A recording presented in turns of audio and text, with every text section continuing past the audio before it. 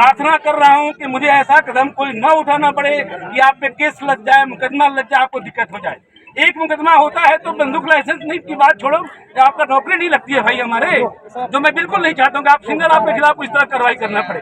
आप लोग कानून हाथ में लोगे तो हमको बात के करना पड़ेगा, फिर आप कल दौड़ोगे।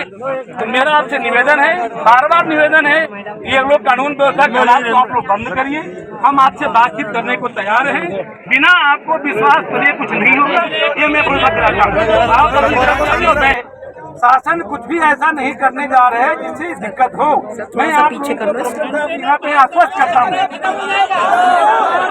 सुनिए मेरी बात, देखिए मैं आप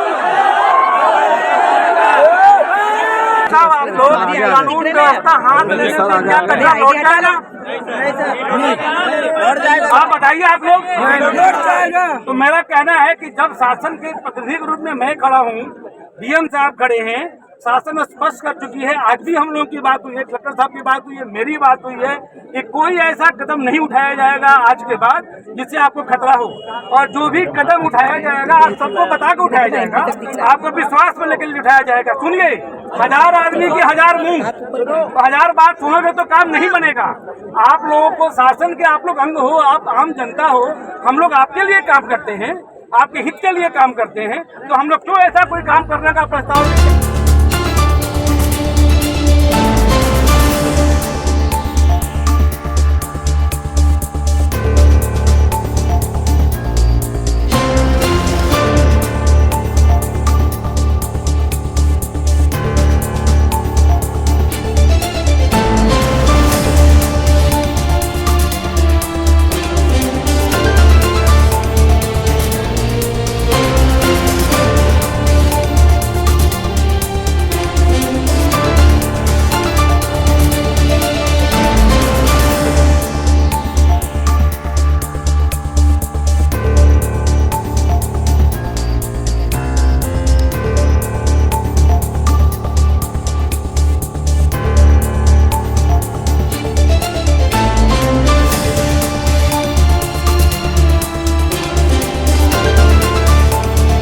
जनता में आक्रोश है, और जो यहाँ का लोकल शासन प्रशासन है वो ऊपर लेवल मुझे जानकारी मिली है कि झूठी रिपोर्ट दे रहा है कि यहाँ की जनता में आक्रोश नहीं है। आक्रोश तो है, आप मीडिया के साथ ही देख ही रहे हैं, और आप अपनी रिपोर्ट भी ऊपर तक पहुँचाएं।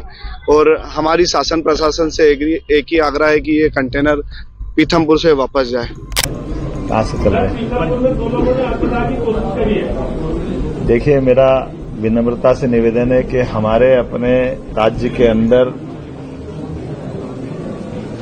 किसी भी प्रकार से किसी नागरिक के जीवन में कोई कष्ट आए, सरकार ऐसा कभी नहीं चाहेगी। लेकिन सुप्रीम कोर्ट, हाई कोर्ट और उनके माध्यम से यूनियन कार्बाइड के कचरे का निस्तारण करने के लिए जो जगह बताई गई है वो एक अपने आप में फैक्ट्री भी है, और जो हमेशा इस प्रकार के निष्पादन के लिए वो योग्य स्थान सुप्रीम कोर्ट के द्वारा बताया गया है। तो मैं आपसे अपील करना चाहूंगा कि जो कोई भी हमारे समाज के अंदर इसकी गलतफहमी फैलाता है उससे बचाने की जरूरत भी है। सरकार पूरी तरह से गंभीर होकर के वैज्ञानिकों के मार्गदर्शन में ही यूनियन कार्बाइड के कचरे का निष्पादन करेगी।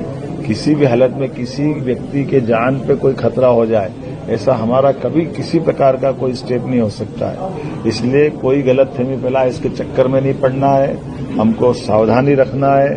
सरकार के माननीय प्रधानमंत्री, माननीय उच्चतम न्यायालय ने जो निर्देश दिए उस निर्देशों के परिपालन की दृष्टि से जो हो सकता है हम सब उसी प्रकार से ही आगे बढ़ रहे हैं।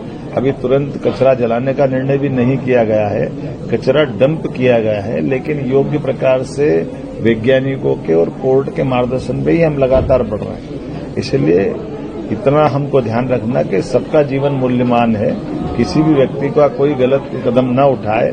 सरकार गंभीरता के साथ सबके जीवन की रक्षा करने के साथ साथ हम सभी प्रकार की व्यवस्थाओं का पालन करने में सबसे आगे खड़े हैं। मैं उम्मीद करता हूं कि मेरी बात आप सब समझेंगे, और इस तरह से कोई भी दल भी अगर कोई गलतफहमी, अज्ञानता के आधार पर झूठी बात फैलाता है, ऐसी बातों से भी मैं सबको बचने का आग्रह करूंगा।